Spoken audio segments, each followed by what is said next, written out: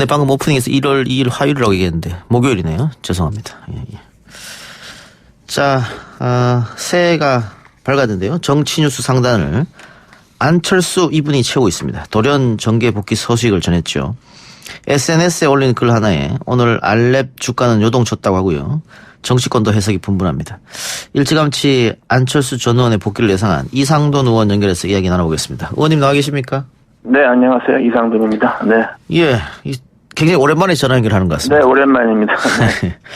자, 연동형 비례대표를 하게 되면 유승민, 안철수 등이 각자 당을 만들 것이다. 지난해 9월 인터뷰에서 하신 말씀인데 그대로 되는 것 같습니다. 네, 그렇죠. 이게 그 집권 세력에서 이렇게 집요하게 밀어붙이면 어느 형태든 간에 될 가능성이 높다고 봐야죠. 예. 그러면은 군소 정당들이 좀 다들 해볼 만하다고 보는 것이죠. 이제는 제3당이 없는 것이고 예. 군소 정당들이 그냥 볼만돌만하게 진출할 수가 있죠. 예. 그런데 지난번 선거법 개정 투표에 안철수 의원 측근이라고 불리는 의원들이 다 반대표를 던졌거든요. 네. 그런데 바뀌었으니까는 이제는 할 만하다 이렇게 되는 겁니까? 글쎄요, 그거는 알 수가 없죠. 이른바 안철수계라는 의원들이 과연 얼마만큼 이른바 안심과 소통을 하는지 저는 예. 좀 알 수가 없고, 예. 저는 솔직히 대개 비례대표 저 국민의당 같이 했던 분들 아닙니까? 예. 그분들이 이제 좀 안철수고 뭐가 더 벗어나서 자신들의 생각과 철학에 따라서 좀 거취를 결정하는 게 옳다고 봅니다. 그분들에 대해서는. 예. 얼마 전까지만 해도 안철수 전 의원이 정치에 복귀할 생각이 없다 이런 워딩을 이야기했었는데 이번에 갑자기 달라졌단 말이죠. 돌아와서 어떤 정치적 행보를 보일 것 같습니까? 보수 통합에 나설 것 같습니까? 아니면 독자적인 당을 만들 것 같습니까? 아마 독자적으로 정당을 만들겠죠. 그리고 예. 우리 지금까지 쭉 봐온 게 있지 않습니까? 이렇게 안철수라는 사람이 이렇게 남과 같이 하는 게 그게 전혀 안 됩니다. 그렇기 때문에 혼자 할 거라고 보고 예. 혼자 하게 되는 것은 그다음에 국회 정치 미래이 남아있기 때문이죠. 제가 어떤 인터뷰에서 말해서 화두가 된 게 정치는 마약 아닙니까? 예. 완전히 마약 효과가 있는 거죠. 국회의원 한 번 더 하기 위해서 복귀하는 걸까요? 결국은 마지막 꿈은 대권에 있는 거 아니겠습니까? 자기 망상은 자유죠. 하지만 대통령 그게 되겠습니까? 누가 보더라도요. 예. 비호감 정치인 1등이 황교안 대표를 젖히고 안철수 대표가 했다는 그런 여론조사도 있지 않았습니까? 예. 네. 박지원 의원이 황교안 자유한국당 대표가 리더십 평가를 받고 통합도 안 되니까 냄새를 맡은 거 아니냐. 결국은 황교안 대표가 자리에서 물러날 수도 있다. 그렇다면 그 자리를 노리는 거 아니냐. 이런 뜻으로 해석이 되는데요. 그게 그렇지. 그게 됩니까? 그리고 한번 생각해 보세요. 예. 안철수 전 대표는 지난번에 탄핵 국면에서 가장 앞장서서 거리에서 박근혜 탄핵 서명까지 했어. 그 서명지가 엄청 쌓이잖아요. 예. 그거 헌법재판소에 차를 실어서 전달하는 일이 있고. 예. 또 이제 보수 진보 이렇게 세일적으로 말하기 어렵겠지만 우리나라 국회의원 중에서 사드 배치 반대를 가장 먼저 공동 주장한 사람이 누굽니까? 안철수 전 대표죠. 예. 이게 어떻게 한국당 보수 원류당 갑니까? 나는 말이 안 된다고 봐요. 이념적으로 도저히 같이 할 수 없을 것이다. 같이 할 수가 없죠. 그리고 정치적인 능력이라는 건 이미 지난번 대선 토론 등등에서 판정이 났지 않습니까? 그런데 대권을 꿈꾼다고 하면 제3정당으로서는 제3정당 후보로는 대권이 어려울 테고 그러면 양당 중에 후보가 돼야 될 텐데 민주당은 어렵고 그러면 통합 자유한국당 혹은 보수의 빅텐트 여기서 수장이 되고 싶은 꿈은 있지 않을까요? 또 그런 꿈이 있다면 망상이죠. 망상은 다 자유니까 해수욕장 이름인지 자유인지 모르겠어요. 예, 유머 감각이 많이 느신 것 같습니다. 예, 이번에 SNS 메시지를 통해서 돌아가서 어떻게 정치를 바꿔야 할지 어떻게 대한민국의 미래로 가야 하는지 상의드리겠다고 했는데 안철수 전 대표가 추구했던 가치라고 할까요? 끊임없이 주장했던 게 새정치였거든요. 그게 아직 유효하겠느냐? 네. 새정치가 그야말로 간데 없어졌죠. 새정치라는 단어도 이제 누가 쓰기 어렵게 돼버렸고 또 하나는 이렇게 요번에 두 개, 그야말로 과반수가 안 되는 두 개 정당 아닙니까? 1당, 2당이. 예. 그러니까 이렇게 민주당이 집권 여당이 밀고 갈 수가 없는 겁니다. 왜냐 그러면 제3당이 국민의당이 버젓하게 38석 또는 35석 그걸 지켰으면은 이렇게 일방적으로 집권 여당이 밀고 갈 수 있었겠습니까? 예. 안 되죠. 근데 오늘날에 이렇게 야권 지리멸멸, 제3세력 지리멸멸을 만든 게 결국은 무리하게 바른미래당, 바른정당하고 통합해서 그야말로 유승민 대표도 망했고, 뭐 본인도 그 모양 됐고, 제3지대가 다 망가진 거죠.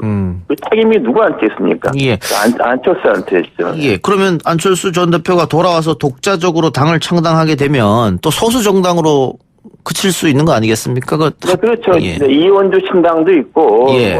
안철수 신당도 있고, 또 예. 이제, 지금 같아서는 유성엽, 박지원 신당도 나올 수 있을 것 같지 않습니까? 예.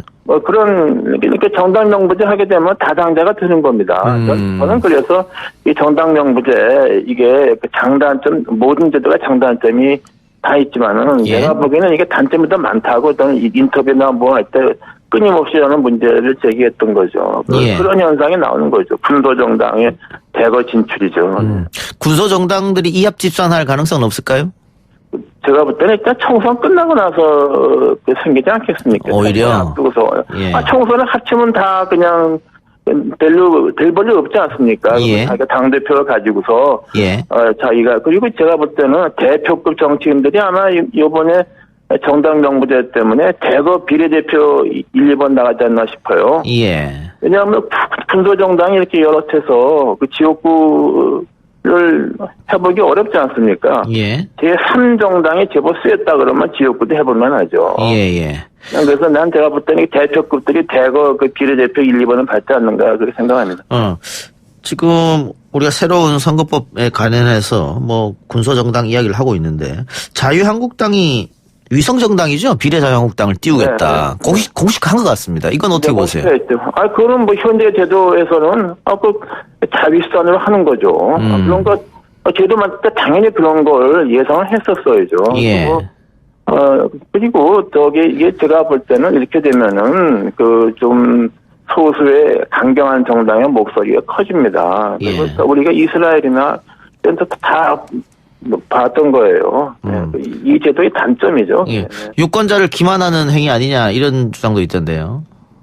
그런 말 하는 것은 말이 안 되죠.